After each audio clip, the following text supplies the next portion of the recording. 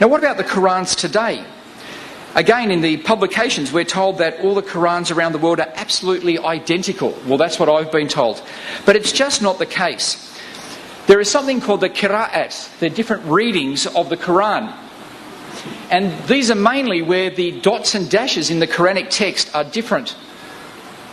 I have two here, so I've actually got three different versions of the Arabic Qur'an with all the dots and dashes in different places and some letters different. This is the most common one used by, according to Imam Hafs.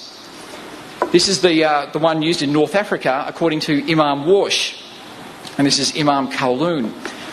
Now, I've been told by Muslims that the differences between these books has only got to do with dialects. But I'd like us to look at a few differences here, and you can see that it's not dialects. So in Surah 21, verse 4, in the Warsh version it reads, Kul Rabi Ya'ilmu. But in the Hafs version it says, Kala Rabi Ya'ilmu. Now, that actually changes the subject of the sentence. In the first one, it's Kul, it's saying, say, my Lord knows. In the next one, it's saying, he said. So the first one is it's Allah giving a command. The second one, it's Muhammad.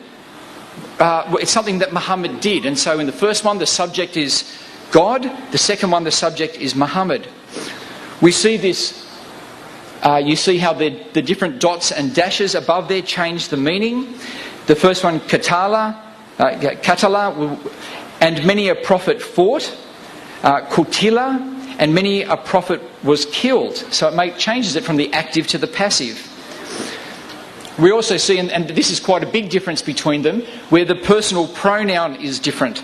So, Nai fir, we give mercy. Your fir, he gives mercy.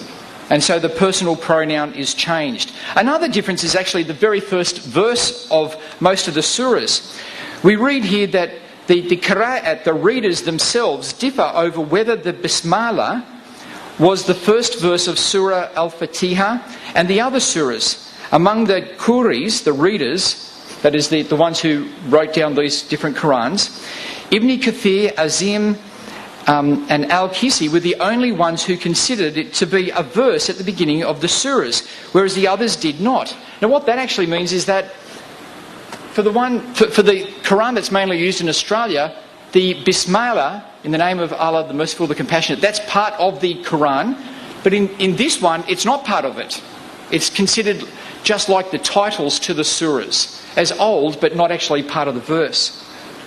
The last thing I wanted to look at was the chains of narration, because Muslims will say to me, yes, there are these different versions from the beginning, and yes, Uthman burnt them, and yes, there are these many different readings of the Qur'an which are different in the Arabic. Yes, that is the case, but each of them has their own chain of narration, and that chain of narration guarantees that it's true. My problem is that when we look at the Qur'an that's used in Australia, according to Imam Hafs, have a look at that chain of narration. Look at who the last two links are. And you'll see that it's Ubay ibn Ka'b and Abdullah ibn Mas'ud. Now there's a big problem there, isn't it? Every chain needs to be examined. And there is ample history to show that Abdullah ibn Mas'ud's Qur'an had 111 surahs and a whole range of variants and completely different surah orders. And so I would like to put to you that that this chain of narration is da'if. It's da'if, and that we can't use this chain to prove that this Qur'an is authentic. Now, to conclude, I am asking people who are Islamic leaders and people who are attacking the Bible to stop exaggerating. Both of our books have very small differences within their textual traditions. These are minor and in no way affect the meaning of the books. And very often scholars can use the materials they have to figure out what the original reading was. And so I want to call on Christians and Muslims to just stop exaggerating at this point so that we can listen to each other.